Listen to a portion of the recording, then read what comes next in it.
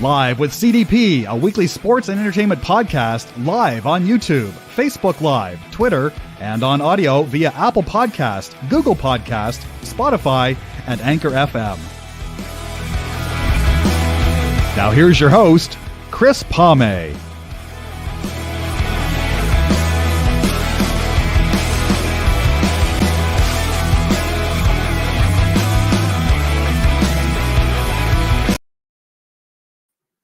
Good afternoon, everybody. Welcome to Live with CDP Sports Talk, sponsored by Barry Cullen Chevrolet Dealership at 905 Woodlawn Road in the Guelph Auto Mall.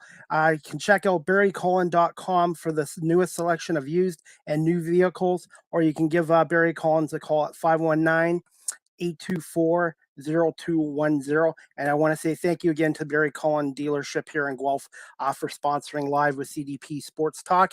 And good afternoon, everybody, and welcome to season 4, episode 33 of Live with CDP Sports Talk. And I'm looking forward to my guest today. His name is Will Brown. He is currently the head coach and general manager of the basketball league's Albany Patroons, who had an outstanding season in his first year last year. And I'm looking forward to speaking to Coach Brown about his college coaching career days and his first year with the basketball league last year with the Albany Patroons. And just give me 1 second. I'm going to bring on Will Brown, the head coach and general manager of the Albany Patroons. Good afternoon, Will. How are you doing? I'm doing well. How are you? Good. Thank you again so much for giving me some time to come on my podcast today. Well, thank you for having me. I appreciate it. No problem. And I was going to say I've become a fan of the basketball league through the National Basketball League of Canada as well. Yeah, no, there's a great partnership there. And, there's really good basketball being played in Canada. And as you have found out, there's some pretty darn good basketball being played across the country in the TBL here in the States. Yeah, unfortunately, we lost our pro basketball team here in Guelph, which is an hour from Toronto. And I'm hoping Audley Stevenson, they're looking to have more teams next year in the National Basketball League of Canada. So I'm hoping Guelph will be considered one of those teams because we're not far from Kitchener, where the Titans play, and then about an hour and a half from London, Ontario, where the defending champion London Lightning play as well. So I just, like I said, I was really impressed with the quality of play of the basketball league last year. And you're my second head coach on from the league. I had Freddie Zolmaya from the Toledo Glass City on a few months ago. He's a really good guy as well. Yeah, I've had an opportunity to talk to Freddie a little bit, especially throughout the playoffs, because I needed a little bit of a scouting report from Freddie to help me out as we were trying to advance. And he was very helpful. Seems like a really good guy, and he's done a terrific job in Toledo.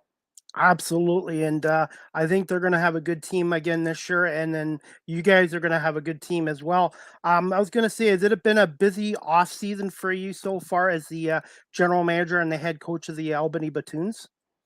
It has been. We're under new ownership. The transition happened probably in the last 3 or 4 weeks. So it's an exciting time. The Patroons are now community owned in regards to, the people that own the Patroons right now are business people in the local Albany area. They're invested in trying to make this a family-friendly and affordable form of entertainment. I'm assuming we're going to have a really good product on the court. Once again, if we don't, I might be looking for another job. But no, all kidding aside, it's an exciting time. We're going to try to use the momentum that we created from this past season to try to catapult us forward. And we're excited about the new ownership team. And it looks like you've got a new team in the basketball league, I think in St. Louis, if I'm correct, St. Louis. Yeah, there's a team in St. Louis. It appears that there's about 9 or 10 new teams. As of my last count, they've really took a dive into the DMV area. So you have a team in Baltimore area, Washington, D.C., Northern Virginia, So there's a lot of good talent in that area to draw from. So having 2 new teams in the Virginia area and also in the DMV, I think it bodes well for the league. I don't know what division they're going to play in. We compete in the Northeast division, but we'll welcome everyone with open arms, always looking for a good challenge. But the league is continuing to grow. Dave Magley and his wife are doing a really good job of expanding, hitting the right markets. I think that's important as well. And that's what I'm hoping the National Basketball League of Canada does as well. The pandemic really hurt the league here. It used to be a 12-team league, and now it's down to 4. So I'm hoping the commissioner, Audley Stevenson, can get the league back up to 6 to 8 teams. And hopefully the Patroons will be able to come across the border next year and play maybe a couple games up here in Ontario. Well, I had a chance to meet Audley during All-Star Weekend. I coached the TBL All-Star team, which competed against the NBL All-Stars. So I had a chance to meet him. Everything that I heard was that NBL Canada is trying to continue to expand and grow and develop. I know we played the London Lightning in an exhibition game here in Albany. Was really impressed with their talent. I know they won NBL Canada. Looking forward to potentially having the opportunity to play against them again, as well as some other teams throughout Canada. I was going to say, I was lucky enough to be on court for that Lightning championship over the Kitchener-Waterloo Titans, and Kitchener was without 4 of their starters, and Neil Foreman, who I've had on my show as well, he's the head coach of the Titans, really good guy, loves basketball. He did a tremendous job, and I said, even though you guys might not have won the championship, you guys were champions because the way they came out and fought, they never gave up, and they really made London earn that championship, even though London won the best of 3 series, 2 games to none. Well, the fact that London was challenged at that level, tells me all I need to know, because I got a chance again to see London play firsthand. Well coached, extremely talented. I did some scouting to prepare for them, even though it was only an exhibition game. Our mentality was we're going into that game to win. So I've got a great appreciation for how good London is. And, just coaching in that All-Star game, there's some guys that can really play in NBL Canada. So it's nice to see that hopefully, the pandemic turned everyone upside down. I know it did it to NBL Canada. It did it to the TBL. So I think we're all trying to rebound and do it sooner than later. With nearly 60 teams in the TBL this year, hopefully NBL Canada will be able to unveil some new teams for this upcoming season, and both leagues can just continue to grow and form a tight partnership as well. I was going to say, and I'm hoping the games you guys do play up here next year count for you guys as well. Obviously, I watched the games on TBL or the NBL network, and every team played real competitive, but it would be nice to see the games count for your league as well. So I'm wondering if they're still working out those details in the, I think it's a 10-year arrangement with both leagues.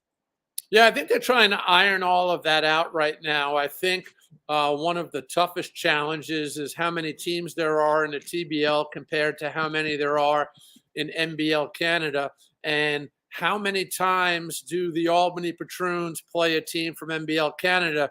If we play 8 games against teams from NBL Canada, well, how many times is another team in our division going to play NBL Canada teams, and how will they be factored in to the standings? So I think everything's a work in progress right now. But again, I think it strengthens the league as far as, talent level and quality. So again, I still think we're at the infant stages right now, but I know Dave Magley has made it a priority to partner the 2 leagues and to find a way that they play meaningful games. And what I mean by meaningful games is not just exhibition games, but games that factor into the standings. One thing I've heard, and again, I heard it secondhand, I don't know how true it is that the team that wins the TBL will play the team that wins NBL Canada, kind of an exhibition, yeah, but maybe for some bragging rights as well. I was going to say, I heard about that too, and they were going to technically call it the North America Cup. So I'm really hoping that comes true. And I'm hoping to get down to Albany actually and see you guys play, because the Washington Armory seems like a very unique facility to play in, and it's got a lot of history. And the Patroons are probably one of the most iconic minor league, or not minor league, but pro basketball teams in the States. Yeah, the Armory is a tremendous venue, rich in history and tradition. I'm fortunate I get to walk the sidelines, the same sidelines that Phil Jackson walked and George Karl. Those guys are in the Naismith Hall of Fame. But then you have guys like Terry Stotts, who was the longtime head coach of the Portland Trail Blazers. He was here as George Karl's assistant. Rick Carlisle and Scotty Brooks, both guys that were head coaches in the NBA. Actually, Carlisle still he's the head coach at Indiana Pacers now. They played for the Albany Patroons.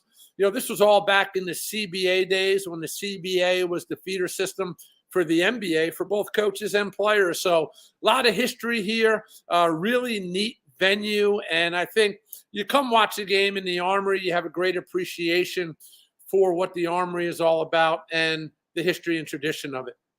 I was going to say, I remember the CBA, and I remember in the 80s, Toronto had a team called the Toronto, I think it was the Toronto Towers or the Tornadoes, and they played at a smaller rink. And I remember Toronto was very close to getting an NBA team in '83 with the Cleveland Cavaliers. But I did see, when I was younger, some CBA games in Canada when Toronto had a team and stuff like that. And now we have the G League here with the 905 Raptors who play in Mississauga and stuff like that. But I love watching your league, the NBL of Canada and stuff like that. And there's a lot of talented players in both leagues. Well, you have motivated players. Many of these players that play in these leagues, their goal ultimately is to try to play at the highest level.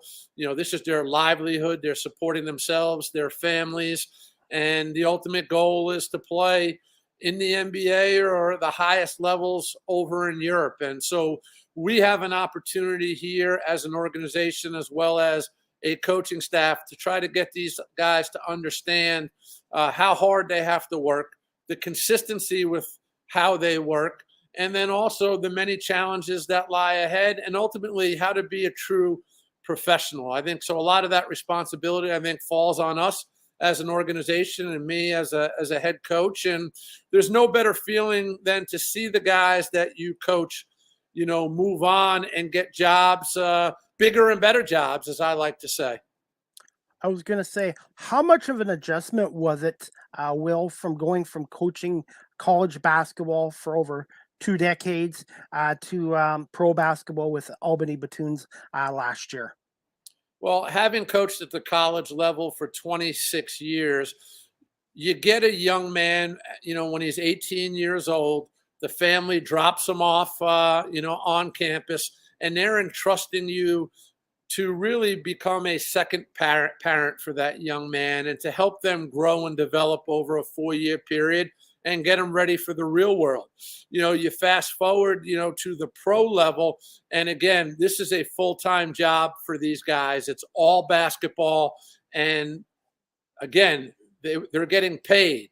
This is their livelihood. They're supporting families. And, you're spending a lot of time with them in the gym, helping them get better as individual players, to help our team become the best team it can be, but ultimately to help these guys get the exposure and make sure that they understand, what it takes to be a consummate professional and how they're going to take that next leap to the better leagues over in Europe or even a G League type, situation.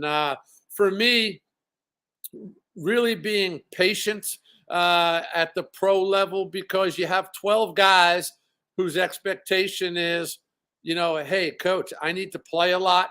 I need to put up good stats. Clubs overseas or in a G League are watching me. They think they're a jump shot away from playing at the highest level. So you have to temper expectations somewhat, but you have to make sure you don't do anything to hurt that dream and to help that dream, stay alive. So I just told guys, hey, trust us. We're going to do our best to put you in a position to be successful, but you do have to understand I cannot play 12 guys. Whatever our rotation might be 8, might be 9, and then if the score gets out of hand, yeah, you can play 12 guys. So, it's really just continuing to get the guys to understand, hey, stay focused, stay ready, always be prepared. You never know when your number is going to be called. And the more success we have as a team, the better it bodes for you as an individual. So, just a lot of communication and, just keeping guys engaged. Whereas at the college level, yes, the player development piece is big. They do all want to play, but a lot of them realize they do have time. It's difficult to play as a freshman. Well, when I get a guy in year 1 at the pro level, his expectation is to play a lot and to produce. At the college level, it's easier to get guys to understand, hey, you have a junior or a senior, you have upperclassmen ahead of you. It's going to take some time, just keep working. So, again, you just, I enjoy both levels. I think the biggest adjustment for me at the pro level was just the new set of rules, because I had been, at the college level again for 26 years, and it's a different game. Even the TBL game, which is more of an NBA rules type game, is different than the rules overseas. So even when the guys come from overseas, there's an adjustment period, but it's a huge adjustment for the guys that are coming right out of college to the TBL. So again, I had to really look through that rule book. My worst fear as a coach is that my team's not prepared for a certain situation. And I definitely didn't want to be a situation where Coach Brown didn't know a certain rule. So, I really had to thumb through that rule book, on several occasions to make sure I knew what I was talking about. When you were at Albany, did you have a lot of say on the roster, like the recruits and stuff like that? Were you heavily involved with recruiting the players on the team as well? Oh, absolutely. Yeah. I basically had 99.99% of the say. The reason I don't say 100% is because there is an academic admissions procedure that, or process, I should say, that the student athlete has to go through. It's not just Coach Brown thinks he's a really good player, let's sign him to a scholarship. They have to meet the admission standards of the institution. But, the one thing from my end is I was never going to send our admissions people a student that I did not feel could get a degree in a 4-year period. So we really had no issues with that. So, yeah, the majority of the say was on Coach Brown on whether we took a kid or we didn't take a kid. But I did work closely, with our people in admissions as well. Overall, what was your experience like in your time with the University of Albany? I think they were called the Great Danes. Yeah, mostly, positive, to be honest with you. My first 15 years, was awesome. I worked for an athletic director, Lee McElroy. He hired me. We were close. He did a great job. He got the university into the America East Conference. He got the football stadium built. He got football into the CAA football conference. So, it was positive. We made 5 NCAA tournament appearances, which is, the most by any institution in the America East, in the history of the America East Conference. I worked with some tremendous coaches, players, some great people at the university. But, when things start to change, sometimes it just doesn't change for the better or in your favor. A new athletic director and president came in the last couple of years were a little bit different. Some interesting challenges, So here I am now with the Patroons, and I think it worked out for the better. I was gonna say, before I get to the Patroons here, what was your favorite memory of coaching the Albany team? Like, did you have one favorite, most memorable season of coaching that program? Well, when I was hired, we were a brand new Division One program, and for me, I was excited, but it was, hey, coach, we want you to build this program. We want you to do it the right way. We want student athletes, kids that value in education and are obviously good basketball players. And so for me, watching the program, brick by brick, watching it being built. My staff did a really good job, and we did it the right way. And it was the first trip, 2005. We advanced to the America East Conference Tournament championship game. So we're a win away from advancing to the NCAA tournament. And the night before, there were students, a couple thousand of them, camping out in sleeping bags the night before, hoping to wake up first thing in the morning and be able to get a ticket to the game. And then just walking out there the next morning and serving coffee and donuts to the students that camped out. And we scored the first basket of that game. And it sounded like it was so loud, I thought the roof was going to blow off, in our arena. And our arena, probably seated about 4,800 people. It was standing room only. But I'll never forget when Lucius Jordan hit the three-point shot from the top of the key. It was electric. We led for 40 minutes. We won comfortably. We beat Vermont in that game. And then when the final buzzer went off, almost nearly 5,000 people stormed the court. And that's something I'll never forget. Now, we advanced to the NCAA on 5 different occasions. And, we were invited to 9 postseason tournaments, total. And every NCAA trip / appearance was special in its own way. But that was the first time the school had ever experienced the NCAA tournament for men's basketball. And it's something I'll never forget. You had quite the coaching record there. I believe 315 wins, 295 losses. And what was it like to get that 300th win? And do you remember your first win as well? Well, anytime you win a lot of games, it's a credit to the players and the staff and the administration. So I had a great staff. I had great players. And for 15 of the years, I had an unbelievable athletic administration that, so I was lucky in that regard.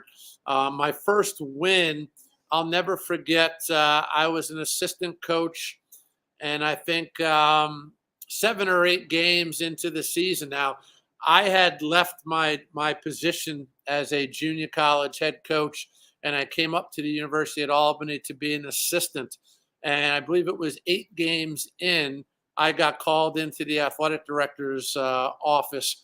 And I'm sitting there and I'm like, I've only been here for like 2 or 3 months. Why am I getting called into the athletic director's office? I was called in, and, I think we were like 0-8 at the time. And the athletic director said, hey, we're going to make a change. We want you to take over for the rest of the season. We'll evaluate you, give you every opportunity to get the job on a permanent basis. We just need you to steer the ship, and please do what you can to steer it straight and make sure that the players have a positive experience. So when I heard all of that, 1, I was in shock. But 2, when they tell you that they'll give you every opportunity to become the permanent coach, that's just AD talk. You're like, yeah, right. They just want me to steer the ship straight and, make sure that the kids do have a positive experience. And I was very fortunate. The players embraced what I was trying to get them to do. And they listened. They were eager to learn. They wanted to be successful. We went out to Robert Morris on the road that next day, that next game after I was named the interim coach. they flew, the AD flew out. They flew my wife out. Somehow we found a way to win that game, and we won a bunch of other games during the season. And I get called into the AD's office at the end of the year, and all I'm thinking is I was going to get a pat on the back and a handshake, and if you need a letter of recommendation, we'll give you one. But we're going to have a national search, and we're going to hire the best candidate we can find. And never had that national search. They told me that they were giving me a 5-year deal. Well, first they asked me if I wanted the job, and I told them absolutely. They probably could have hired me for $1. I didn't even ask any questions. I just said absolutely. And then we started talking contract. They told me they were going to hire me at 5 years, and I don't think I heard anything else. I know I called my wife when I walked out of that meeting. She cried. I laughed, cried, was excited. And then when everything died down, I think when I got home that night, my wife was like, "So how much money are you making?" I'm like, "Geez, I don't even know."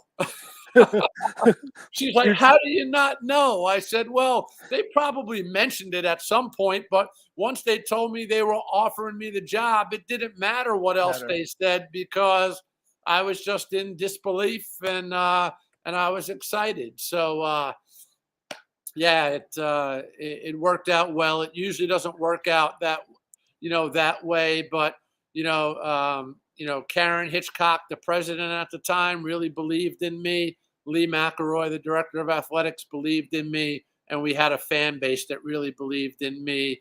And come to find out, many of those fans felt it was their duty at home games to go up to the president and tell her that she needed to hire me.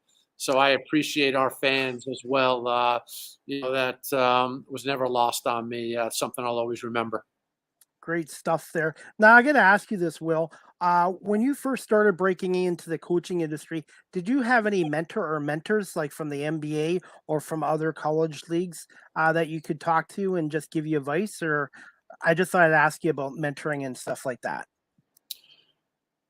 I grew up the son of a coach. My dad was a high school varsity coach down on Long Island in New York for 30 plus years. So I grew up, he coached some other sports, but he was a basketball guy. He was also an athletic director as well. So I watched him coach, the interaction that he had with his players, the impact that he made on, the lives of his student athletes. And I thought I might have an interest in coaching. And the more I watched him, the older I got. I kind of figured out that I think this might be my calling, but I didn't want to do it at the high school level. I thought I'd want to do it at the college level or the professional level. I used to go scouting with my dad. He used to work me out. I watched him coach. I watched his teams. I watched the joy. And so at an early age, it was him. And that never really changed. I mean, he's been with me every step of the way. My first job out of college, once I decided it's what I wanted to do, was at the College of St. Rose with Brian Bury. And at that time, St. Rose was one of the most successful NCAA Division II men's basketball programs, not in the Northeast, not on the East Coast, but in the entire country. We had a 3-year run when I was there, where we went to, the NCAA Division II Final Four. We also advanced to the Elite Eight. We were the premier program in the Northeast for sure. And Brian put a lot of trust in me. He gave me the opportunity to be heavily involved. There was a lot of trust there. He valued my opinion, even though there were times where he probably was thinking inside his head, "You know what, young kid, will you just shut up and listen instead of talking so much?" Or, but he did tell me, he said, "Listen, keep making suggestions. because it's that one suggestion that you make where the light might click on in my head. So he always encouraged me.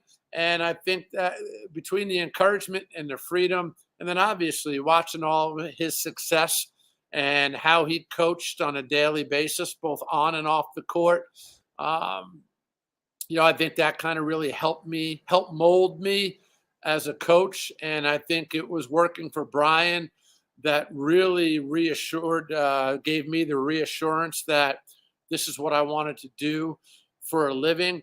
I don't, and I'm proud to say this, I don't have that.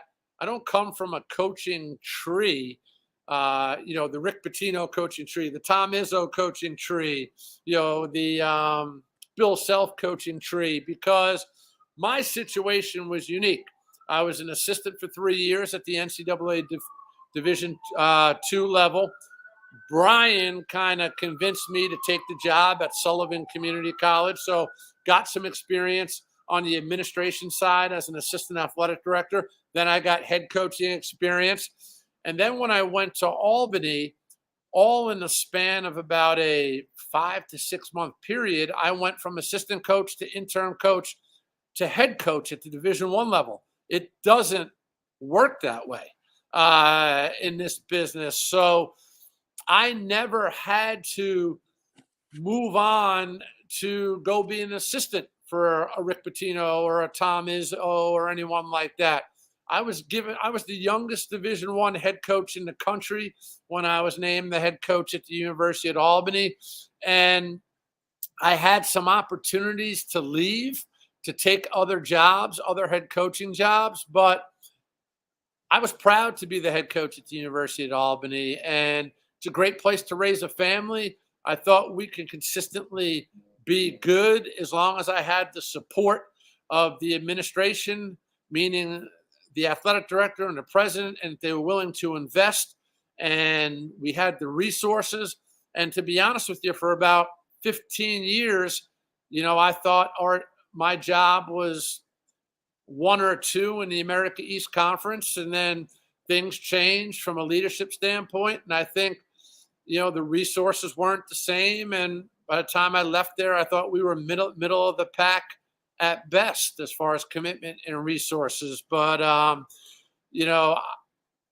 loved it for the most part. And I could have seen myself coaching there for 40 years. But a coach told me once, and I'm not going to tell you his name or what programs he coached at, but high-profile college coaches had a stint in the NBA, and I listened to him tell me one time, don't stay at the college level. Don't stay at a job for more than 5 years. Don't do it. He goes, ADs change, presidents change, agendas change. People want to hire their own people. He's like, win and get out. The only time I recommend staying more than 5 years, if it's a job where they fire you, that they owe you enough money where you don't have to work again. Well, there's so few of those jobs out there. So obviously I didn't listen to this gentleman, but I had a great 20-year run that I'm proud of. And, again, think about it. When you're postseason 9 times, and I was really the head coach 19 years there because the 1 year was a combination of interim. I would think that most of the athletic directors in the America East Conference would beg to go to the NCAA tournament 5 times or the postseason. If they had a coach that went 9 times in 19 years, I think they'd be really proud of that. Pretty good run there. I was going to say, and this leads to my next question. Are you still okay for time? Will? Yeah. Hey, okay. I can talk hoops until I fall asleep. Okay, because I love basketball, and I love hearing my guest stories on here because I learn something new all the time, and I'm trying to be a rookie in broadcasting at 50. So you're doing a hell of a job, so keep it up. Thank you. And I just have this underdog mentality, and I want to prove to people that age is just a number and it's never too late to change careers. And I stayed in one place a little bit too long as well. In a way, wasn't like your basketball job like yours, but now I'm moving on to a new career, and I'm learning stuff, and I'm looking forward to a new challenge. And this leads to my next question, Will. How did you end up becoming the general manager and the head coach of the Albany Patroons for the 21-2022 season? That's a great question. It's an interesting question because I had no idea that they were even looking for a coach. I've spent an awful lot of time in the Albany, New York area. One day I got a text from a gentleman, Rocco Ricciuti, who is the assistant general manager per se of the Washington Avenue Armory here, and heavily involved with the Patroons. He does a great job finding corporate sponsors for the organization. He's like a Swiss Army knife. He does everything. He sent me a text and he's just like, "Hey, coach, are you still in the area?" And I hadn't heard from Rocco in a while. He was involved with some pro tennis, and our paths had crossed because they had used the CEFQ Arena on the campus of the University at Albany a few times. So we had met and we had spoken. Well, he sent me a text message and I said, "Yeah," I said, "as of now, I'm still in the Albany area. Hey, can I give you a call?" I'm like, "Yeah, call, no problem." So Rocco called and he's like, "Hey, I'm working with the Albany Patroons right now. We're looking for a coach. Would you have an interest?" And it's not what I was expecting. I had no idea why Rocco was calling, but I wasn't expecting him to call to ask me about coaching the Patroons. And he said, "If you don't have an interest, can you help us come up with some names that you think would do a good job? Can we lean on you for some advice, your opinions?" So I said, "Absolutely." I said, "Rocco, to be honest with you, I'm not sure I'd have an interest in coaching the Patroons right now, but I'd love to help you if I can." So that turned into, "Well, any chance you can come down to the Armory? We can talk face to face, and we can figure this out." So I think like 2 days later, I came down to the Armory. I met with Rocco and Mike Courts, who's Mike is the president of the Patroons, and he also is the general manager of the Armory here. We sat down, and what I thought would be about a 30 or 40-minute conversation, I think it was 4 hours later, and it was positive. I walked out of here not thinking I was going to coach the Patroons, but they did a good job of piquing my interest. I went home and, my wife said to me, "How did it go?" I said, "Well, it went okay. It was interesting." She's like, "What are you thinking?" I said, "I'm thinking I'm going to help them find a coach." And, because this is the first time in my career where I had some time. And one of my goals when I made the transition away from the University at Albany was I was going to have an opportunity to see my older son play his freshman year in college. And listen, when you're a coach, especially at the college level and at the level I was coaching at the NCAA Division I level, it's just nonstop, whether it's practices, games, on the road, recruiting, speaking engagements. And what happens is, and it's unfortunate in many cases, you're spending so much time raising other people's kids. And it's easy to forget about the kids that live under your own roof and even your wife. And my wife's the ultimate basketball wife. She's awesome. She embraced everything that I did over the years and that I still do. My sons loved the fact that I coached and they were involved, but I just missed too many things. So this was going to be my time where, I get to see my son. I'm going to see every game that he plays. He's going to school 5.5 hours away from us. So I'm going to drive the 5.5 out, watch a game, drive the 5.5 hours back, get to see my younger son's games and just be around more than I was accustomed to and that my family was accustomed to. And my wife's like, "Why don't you consider the opportunity?" And I'm like, "Well, because of all these reasons that I just mentioned." And she's like, "So talk to the Patroons about, hey, what's important to you? See if you can come to an understanding where you can make it work." And then I'm like, yeah, maybe, I don't know. So then I called some people close to me. I called Brian Beery, who I mentioned earlier, the longtime coach at the College of St. Rose, who had just retired. I called Donnie Bassett, who was actually back in the day George Carl's assistant with the Albany Patroons. So, he had spent some time coaching at this level. And I just wanted to pick their brain a little bit, see what they thought. Of course, both of them thought, hey, it's something you should consider. Well, I said, I will consider it if you two guys are on staff. I said, that's very important to me. I want to get the old gang back together because we all worked together back in the day at the College of St. Rose. They thought about it. They told me that they would do it. So now they just made the decision really hard for me. So, I talked to Mike and Rocco a little bit further, and ultimately I came to the decision that I'll do it as long as we come to an agreement on. If I want to get in the car and leave and go see my son play, no questions asked. I need full control over basketball operations. I don't want somebody telling me this is a good player, this isn't a good player. Give me a salary cap.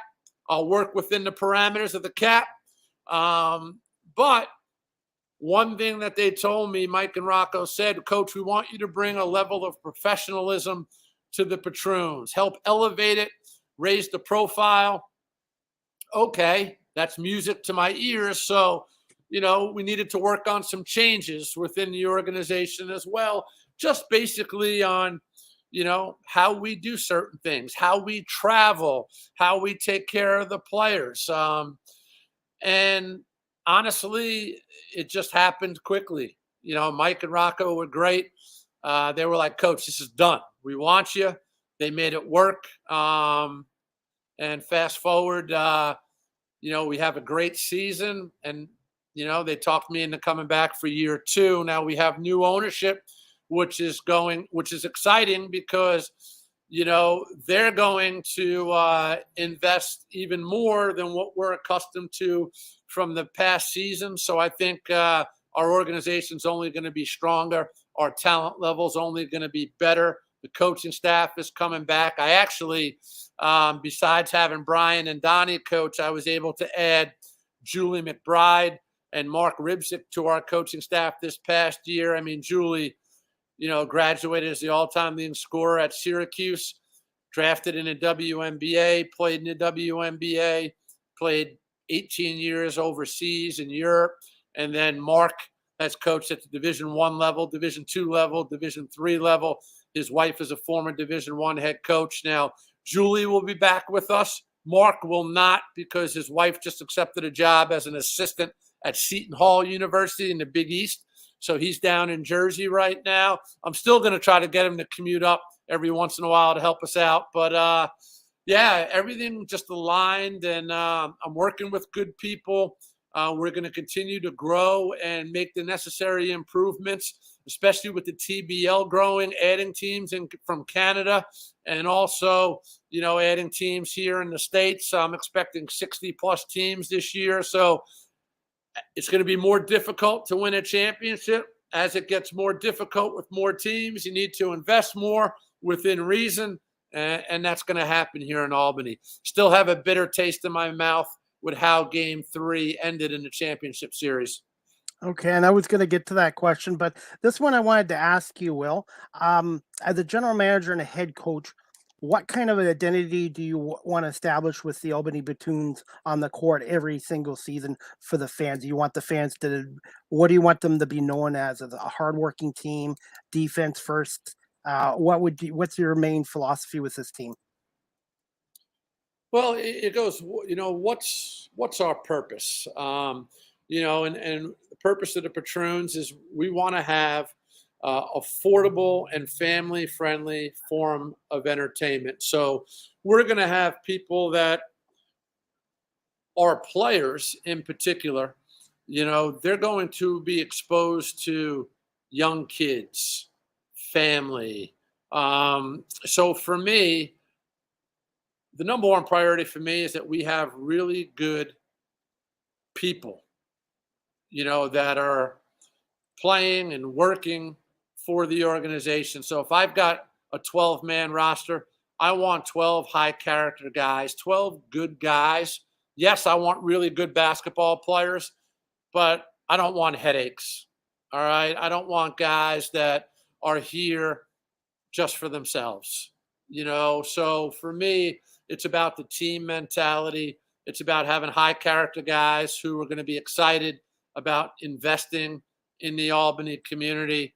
I want the ownership team to be proud of the team that we assemble, because of the character piece. When you're out in the community here, and it's a tight-knit, close-knit community, and you're wearing Albany Patroons, on your chest, the biggest compliment anybody can pay me is, man, coach, you got really good players in your organization.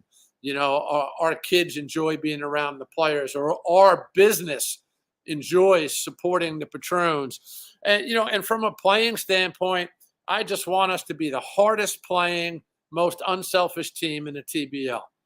If I've got good players, high character guys that play hard and are unselfish, we're going to be the best team in the TBL. We were the best team in the TBL this year. I don't care how game 3 ended up. With 3 weeks left in the season, arguably one of our top 3 players, Isaiah Jackson, season-ending injury, unfortunate hard foul in one of our games at Syracuse. He can't come back to the court. Game 1 of the championship series, 3 minutes in, our starting off guard, Mike Williams, the heart and soul of our team, gets hurt in Shreveport 3 minutes into the game. Freak situation. Never returns to the championship series. Our best defender, our energy guy. And then game 2 of the championship series, our starting center, Anthony Moe, gets hurt in game 2, can only play 10 minutes in game 2, and he only played, I think, 17, 18 minutes in game 3. So there's not one person that's going to tell me we didn't have the best team. We proved it during the regular season. And again, if we have, even without Isaiah, who got hurt with 3 weeks in the regular season left, if we had Mike, it's a different outcome. And I firmly believe that. And people that saw us play all year, I think, would think the same. But all the credit in the world to Shreveport. They did what they needed to do, loved their team, well coached, terrific, talented. But nobody's going to tell me any different that we didn't have the best team in the league. And the reason I say that is because I want people to watch this. And we care about our fans. We care about our sponsors. We care about the community. But players that want to come, and I'm amazed at how many players have reached out to me since the season has ended. Really good players, all-stars in the TBL this past season that want to play with us because they're going to play with high-character guys, other talented players. They're going to be treated well. We have an awesome venue that we play in. We've got unbelievable fan base. They're loyal. It's just a fun and friendly place to be. When I wanted to ask you this, is there any chance the TBL next year can increase the playoffs from a best of 3 to like even a best of 5, or even have the finals be a best of 7? Because a best of 3 is really a short series, and I don't really think you could see 2 of the best teams in a 3-game series like that. Well, you know what's crazy? We had the best regular season record of the 44 teams in the TBL, and we had to go on the road for game 1 of every series. I've never seen that happen anywhere. So what happens is if you get upset on the road, now your back's really up against the wall. I'm not sure lengthening the season is a good idea. I think we can shorten the playoffs but lengthen the series, if that makes sense. Like, I'm not sure we need 3 teams in the Northeast Division. Just have the top 2 teams play and then maybe eliminate some of the travel. Hey, Albany, once we get outside the Northeast, all right, the best team on the East Coast record-wise was Albany. The entire series is being played in Albany. The best team, maybe on the other side of the country, if it's Shreveport, you're hosting all the series moving forward. So now we can eliminate travel. Only one group incurs expenses, and it just doesn't go on as long. And maybe the championship series is moves from 2 out of 3 to 3 out of 5. Those are valid points. I just think we have to come up with a plan. It's easy to come up with ideas, then you're going to come up with a plan, and then you got to be able to execute the plan. I was going to say, how much input does the general managers and the head coaches around the league have with the league and the commissioners and stuff, like with the Maglies and stuff like that? Do they ask for you guys' feedback? I think at times, they definitely listen. And I think it's important in any league, if you have experienced people, whether it's team owners, presidents, general managers, head coaches, they should be your best resources, in my opinion, and ask them questions, lean on them, listen to them, because maybe they've experienced something a little bit different, and different's not bad. Different could be good, but maybe it makes the league run maybe a little more efficiently and effectively when you take good basketball people and good basketball minds and put them together and have conversations. I think that's one of the things, that I would like us to see. I would like to see happen moving forward.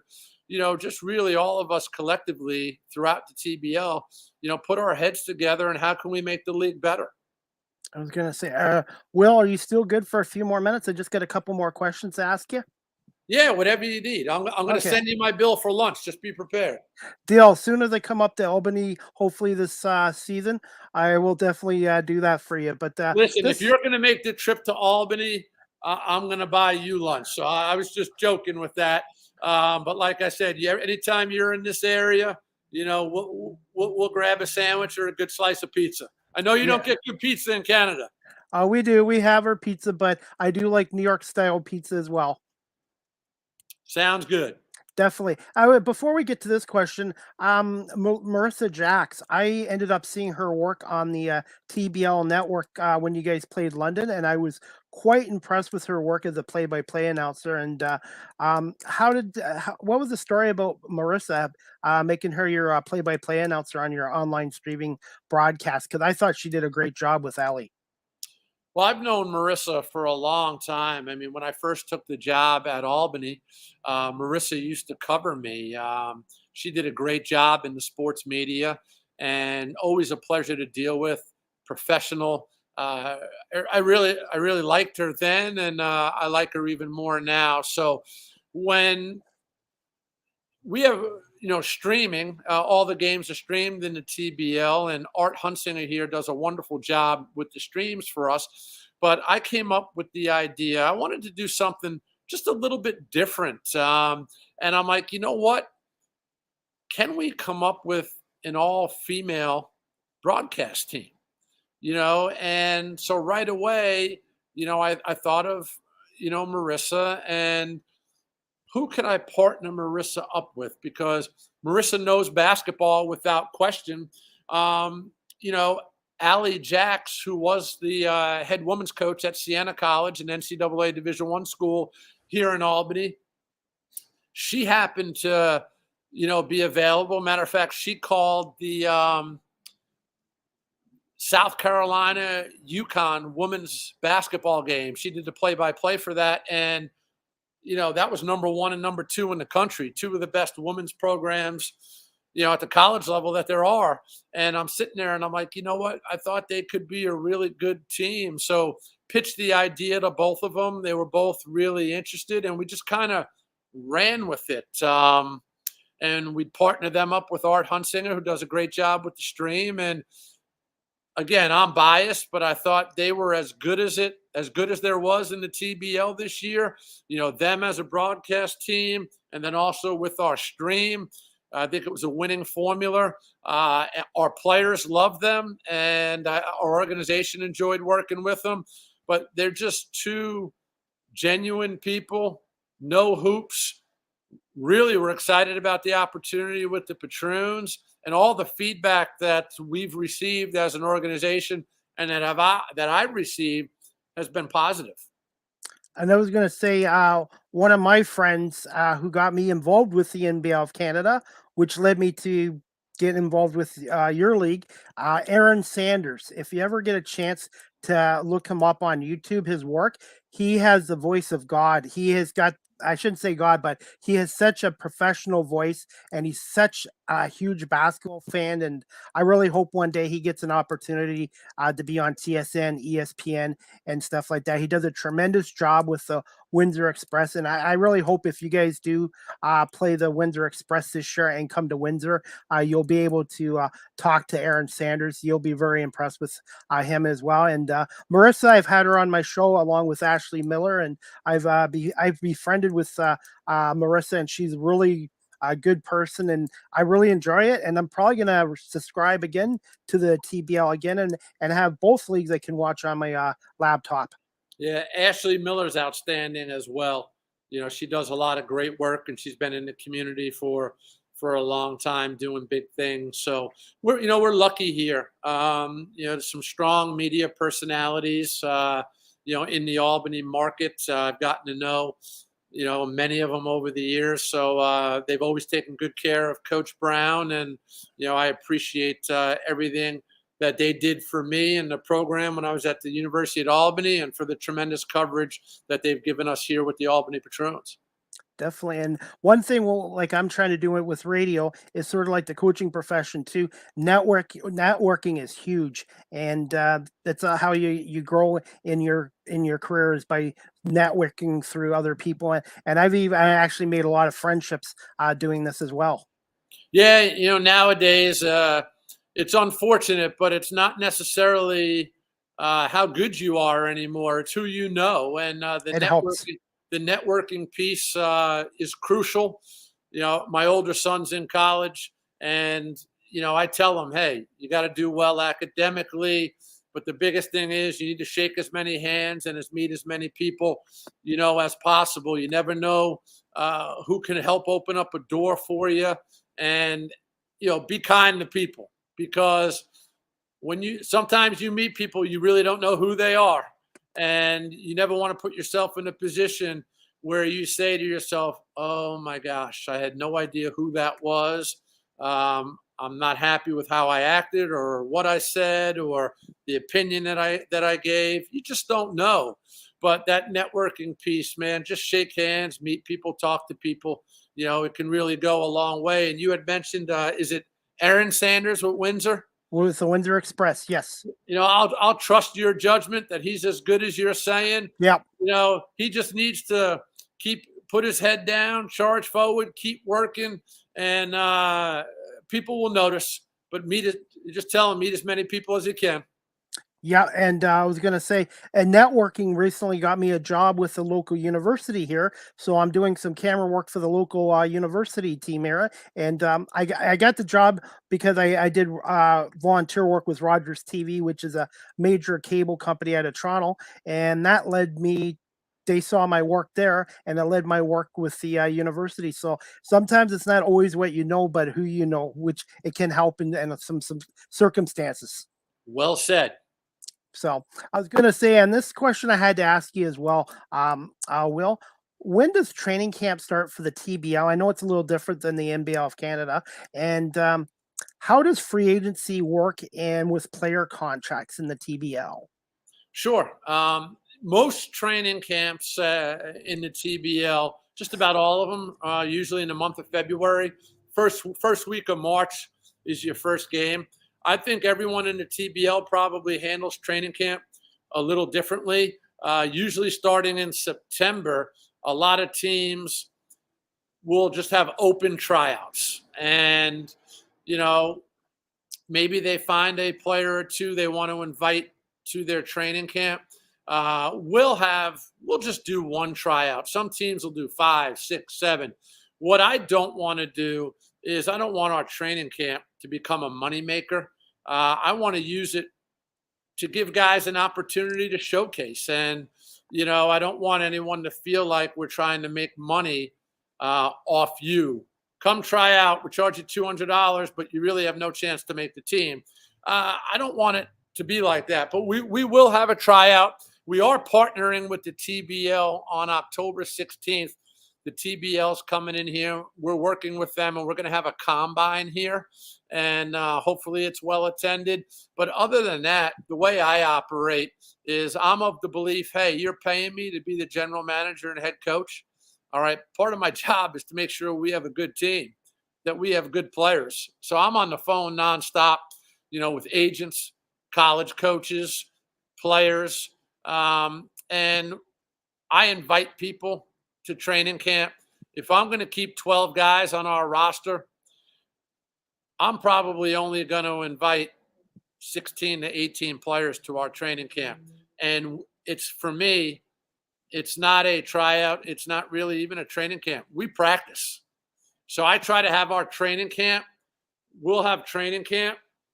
Then training camp ends. We have a day off. That next day, we flow right into practice. So a week after that's our first game. So that's how I do it. Some teams will have 40 guys at their training camp. For me, I'm of the belief if I do a good job recruiting, really I'll be happy with any of those 16 to 18 guys. But really, I'll know 10 guys that I'm going to have locked in, and I really have 2 spots open for 6 to 8 guys to compete. And right now you have a 12-player roster. Now, during the season, are you guys allowed to have a taxi squad, or they call it a practice squad? Yeah, I think you've got flexibility to really do what you want, but what you have to understand is if you have a practice squad per se, those guys are going to expect to be paid, so now it's going to cost you more money to do that. And I think it's up to each individual organization. For me, I'd rather have more money invested in our 12-man roster and not have to spread it out over a practice squad per se as well. I know there's a lot of teams that the later they get in the year, they don't want a 12-man roster. They want a 10-man roster because they want to, save in regards to payroll. For me, we have a 12-man roster all the way through, and that's just what I believe in because we practice. If we play twice a week, we're going to practice 4 days a week. We do things the right way. We're going to break down film. We're going to have scouting edits and scouting reports. Again, it's just what I believe in. And guys that come play for the Patroons, they get better as players. They get coached. They're always going to be prepared. We always have their best interest at heart. And wherever they go, when they leave the Patroons, they're not going to experience something new. They would have experienced it, with the Patroons. So again, we try to be as first class as we can, as professional as we can.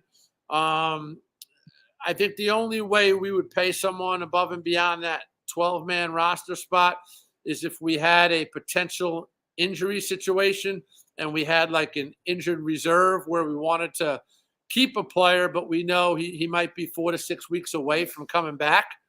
But we don't want to lose the player because we feel he's that good.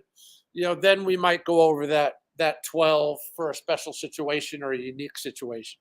Okay. And now, there's obviously a salary cap. Is there an exact number, salary cap for each team? Are you able to? To be honest with you, I think each team can do whatever they want. Okay. I wasn't sure if it was like Yeah. a strong salary cap like the NFL or the NBA or whatever. I asked Mike Courts, the president of the Armory, the other day. He supposedly asked the question because, again, if you have teams that potentially are joining the league, are they similar? Or if you're talking about adding teams from Canada actually to the TBL, which I've heard that too, you want to be careful because, in my opinion, you don't want the league to be a league of the haves and the have-nots. Like Major League Baseball. Yeah, Major League Baseball. I'm in favor, of a salary cap. Again, there's got to be some flexibility there because, there's some teams that just don't want to pay. There's some teams that do want to pay. And then you have teams that, it all depends the resources they have available to them. But I do think that a salary cap could be a good idea, but right now there's not one in place. Okay. And I'm going to wrap this up with the last question. Um, any advice for those who are watching or listening to this podcast looking to pursue a career in the management side of basketball / sports in general? And where can my audience find you on social media and the Albany Patroons website as well? Okay. Wow, you hit me with a lot. So you can go to, albanypatroons.com. That'll get you, to our website. I think if you want to get involved in like the management side, I think especially if you're young, whether it's a college kid, I think internships are great. I started an internship. I helped start an internship program here last year with the Patroons, and I know the new ownership. They're actually at one of the local colleges right now at a career fair, an internship fair, trying to recruit interns for the upcoming season. I think as an intern, you get behind the scenes. You see what it entails. You see the good, the bad, the indifferent, and you find out quickly if it's something that you really want to do. And whether people call it pro sports or minor league sports, there's challenges involved because you have to have resources available. Nobody invests to lose money, so, a lot of people I think it's easy. Oh, I'm going to invest, and look at minor league baseball, for instance. Minor league baseball loses an awful lot of money, but they have the big boys, looking over them, whether it's the Yankees, the Mets, they're in the minor leagues serve a purpose. It's to groom players, hopefully, for the majors, and there's costs incurred there and it's expensive, but you have all that money coming in when, the Yankees are filling that ballpark. You don't have that here in like the TBL type setting. The G League is a nice concept because I think all NBA teams but Phoenix and Portland have a G League team. So, they're working with the NBA team. They're basically one. And so, but I do think if you're really looking to just get into how do I become a general manager, an assistant general manager, director of ticketing or marketing and promotion, work on getting an internship. If anybody sees this in the Albany community, or surrounding areas and you need an internship, reach out to us. You can find us at, Albany Patroons on, whether it's Instagram or Twitter or all the platforms. For me, I'm at Coach WB33, on my social media platforms. And I have enough trouble with Twitter, but I am on Instagram. Wife told me I needed to get on there and just reach out, learn more, set up a call or an email exchange, phone call, Zoom call, and learn as much as you can, be a sponge, and while you have that time in college or right out of college, again, it goes back to the networking, meet people, get stuff that you can put on your resume. That's the one thing that's hard. A lot of college kids, they graduate, got to apply for a job. Well, you have no experience. While you're in college, try to get that experience, whether it's an internship during the school year or when you come home in the summer, because I always say if you do a good job during your internship, that organization, that company, if you do a really good job, they'll recognize it. They might be eager to hire you back when it's time for you to graduate. It's like with me doing camera work with Rogers TV. They do like volunteers and they sometimes hire them as well. And one thing I'm doing, Will, is not just this podcast show. I'm also doing camera work. I'm doing digital writing. I'm doing live interviews now with players on the court or on the baseball field. And also, I did some public address announcing the other day. Never done it in my life. Nervous as hell. And I'm just trying to do as much as I can. And hopefully somebody out there will notice my work one day. Well, that's the other thing too. Your variety and versatility, I think that's a good thing. I would say don't put put yourself in a corner, so the more you can do, the better off you'll be. And someone is always watching. You might not recognize it at the time. Someone is always watching, and you just need to pique the interest of one person. That's all it takes to hire you. Somebody that's going to believe in you, that likes what you're doing. And even if you're not that finished product, they're willing to invest you and treat you like a piece of clay. Maybe they'll mold you, help you, and that's all you need. Need an opportunity, need a shot. So anyone that's listening, don't get discouraged. Life is hard, and the pandemic turned the world upside down, and it's going to be at least another decade, in my opinion, before we even rebound from this pandemic. It could take longer, but I'm just watching right now. It's hard out there, the world we're living in. There's a lot of challenges and roadblocks and potholes, and the strong will survive. I was going to say, and I think Canada in the next couple of weeks is going to loosen up the restrictions as well, which will impact the NBL of Canada with their arrangement with the TBL this upcoming season as well.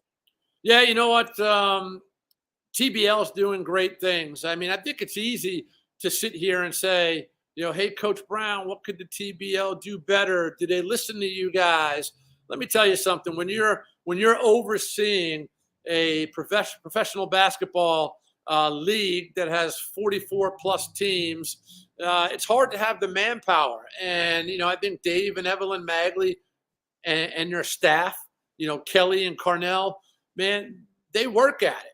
Around the clock. It's not easy. When the season ends, they're just getting ready for the next season. They're not shutting down, and look at how much they're trying to grow. There's going to be probably 12 to 15 new teams. It is hard. So I want to make it clear, they're doing a lot of great things. The owners in the TBL, the head coaches, the general managers, doing a lot of great things on the basketball court and in the community. And we just got to continue to work together to elevate the league, and let's control what we can control. Though that's what we need to be consumed with. What, as a league, control the controllables? And same thing with NBL Canada. I'm hoping that NBL Canada, can get back to 8 teams, 10 teams, 12 teams, and fill those hockey arenas with, with fans and good basketball. Yeah. Who doesn't like good basketball? And the partnership will continue to evolve between TBL and NBL Canada. But there's a lot of people behind the scenes that don't get the credit that they deserve, that are really trying to make these leagues work and be successful and profitable. And, we all play a part in it. And I was going to say, thanks to the Toronto Raptors' success a couple years ago, the game of basketball has really grown in Canada, especially in Ontario and in the high schools. And in the future, you're going to see more professional basketball players in the NBA, even the TBL, the NBL, that are from Ontario and stuff like that as well. I'm amazed to this day. Years ago, when I first became a college coach, made some trips into Canada, whether it was Montreal, the Toronto area, and there maybe would be one good player in the gym. And then as I started to do it over the years, it was like there were gyms full of good players. Yeah. And look at how many guys there are in the NBA right now, the prep schools in Canada, the kids playing, now at the NCAA level, whether it's Division I or Division II.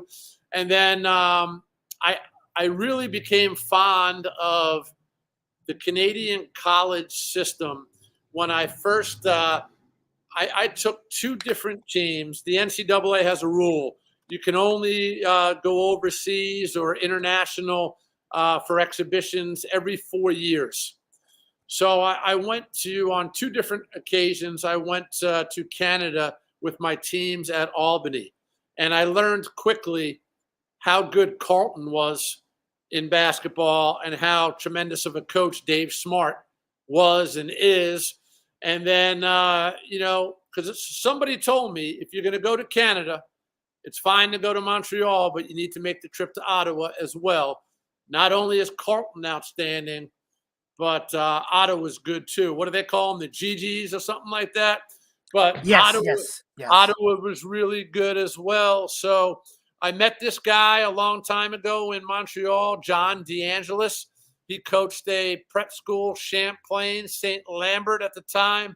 Now he helps bring all these college teams to Canada. So I've played against Laval and McGill and Ottawa and Carleton and Bishops and all these schools.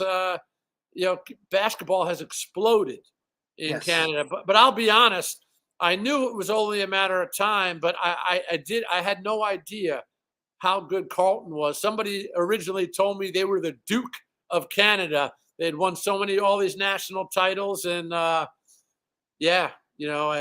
learned quickly. And we were the only team one summer to beat Carleton. And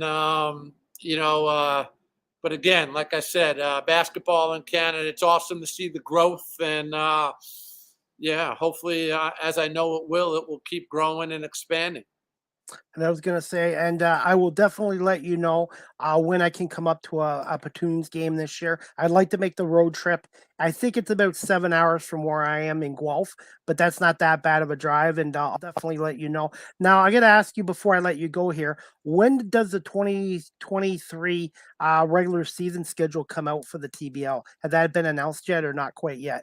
It hasn't. I think at some point in October, they're going to send just something simple out to the coaches and general managers and owners. This is what we're thinking. Is this going to work with your facilities? And then it just becomes a game of maneuvering for like a month before they get it situated. So, I would think that at some point in mid-November, again, these are just guesses, that they'll know that, hey, this is going to be our schedule. I think they got to get an initial schedule out for everyone to take a look at, and then the maneuvering of games starts to happen, and then we go from there. So, but I believe the first week of March, that Thursday through Sunday, is when games are gonna the season's actually gonna tip off. Okay, definitely. And hopefully you guys will be coming to London and Windsor this year. And if you guys are here, I'll definitely try to come out to the games here. And like I said, I definitely would like to come up to Albany for a game and then see you guys and see you and Marissa and see that arena, the Armory on Washington Avenue. No, that sounds awesome. And if we are going to get to Canada to play some exhibition games, I'm going to have to reach out to you. You're going to have to give me a couple of good restaurant recommendations. I definitely going to need a pizza spot, but I'm a bad eater. I keep it real simple. That's something I'm working on right now. Besides a career change in the radio, my next goal is to get back into shape and lose some weight and become healthier. That's my next battle. Well, good luck with that, and I appreciate you having me on, and always available if you need someone to talk hoops with. Definitely will. I would like to have you come back on again, and maybe in November, December, when the schedule is released, I can have you come back on then. Absolutely. We'll have some fun with it. Okay. Well, again, thank you so much, Will, for coming on live with CDP Sports Talk. And I hope you have a great rest of the evening and off season, and we'll definitely keep an eye on the Albany Patroons basketball team.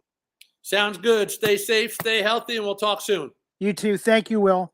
You got it. Take care. Bye. Anyways, guys, I hope you enjoyed my podcast today, season 4, episode 33, with Will Brown, the head coach and general manager of the Albany Patroons of the TBL, the Basketball League, and they did sign a 10-year agreement with the National Basketball League of Canada as well. So I'm looking forward to going to some NBL of Canada games next year, obviously as a media affiliate, and hopefully I'll be able to get up to a game in Albany to see Will Brown and his Patroons play. They had a tremendous year last year in the regular season. They were 20-3, first overall. And then in the playoffs, they were affected a little bit with injuries, and they fell just one game short of becoming the 2022 TBL champions, losing to Shreveport Mavericks in 3 tough games. Again, you can follow Coach Will Brown on Twitter at Coach WB33. So that's Will Brown on Twitter at Coach WB33. And you guys can check out the Albany Patroons basketball team's website, albanypatroonsbasketball.com. And you can Google the basketball league. I think their website is thebasketballleague.com as well. And before we go, guys, I'm going to do this like I do with all my podcast shows. Just give me 1 minute. I've got so many graphics on here. Live with CDP Sports Talk podcast. The audio version is downloaded to Google Podcasts, Anchor FM, Apple Podcasts, Breaker, Pocket Cast, Radio Public, Spotify, Castbox, and LinkedIn as well. And also, StreamYard is the official live stream provider of Live with CDP Sports Talk. And also, guys, you can follow me on TikTok at Live with CDP. I finally now have over 1,000 followers on TikTok. So now I'm going to be posting some live TikTok video content on there as well. And also a special thank you. Live with CDP Sports Talk is sponsored by Barry Cullen Chevrolet Dealership, 905 Woodlawn Road West in the Guelph Auto Mall. You can check out barrycullen.com for their newest selections of used and new GM vehicles, or you can give the dealership a call at 519-824-0210. And a special thanks for Mark Cullen for having faith and belief in my podcast show by sponsoring it as well. So please check out Barry Cullen Chevrolet Dealership, again, at 905 Woodlawn Road West in the Guelph Auto Mall. And check out their website at barrycullen.com. And that's where I've been getting my cars for the last 30 years, from Barry Collins as well. And a shout out to Nathan, one of the car salesmen, and Jim Zettel, who's been worked on my cars for a year as their mechanics as well. And that's about it, guys. I'm going to wrap this podcast up soon, just to let you know. My next podcast show, I do have 2 lined up for next week. I just have to confirm with my guests what day and what time. So I definitely have 2 more episodes. And next week, I will be having my 200th episode.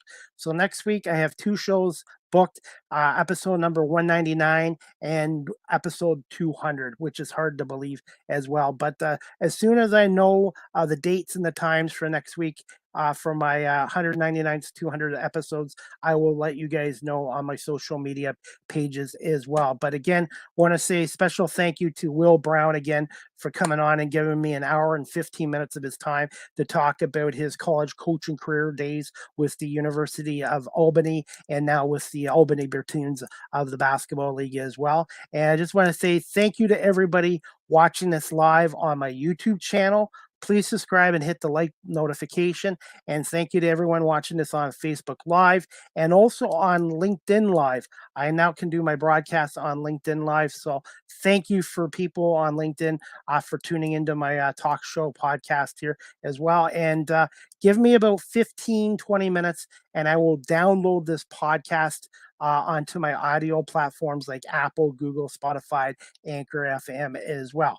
So that's about it, guys. I again, thank you to Will Brown for coming on, and everybody for watching or listening to season 4, episode 33, overall episode 198 today, with Live with CDP Sports Talk. So I hope everybody has a great night, and we'll see you guys next week for season 4, episode 34 of Live with CDP Sports Talk. Again, have a great evening and enjoy your weekend, and go Eagles as we take on the Washington Commanders this Sunday at 1:00 at FedEx Field. Thanks again to Will Brown, and thanks again to Barry Cullen Chevrolet for sponsoring this sports talk show. Good night, everybody, and we'll see you next week.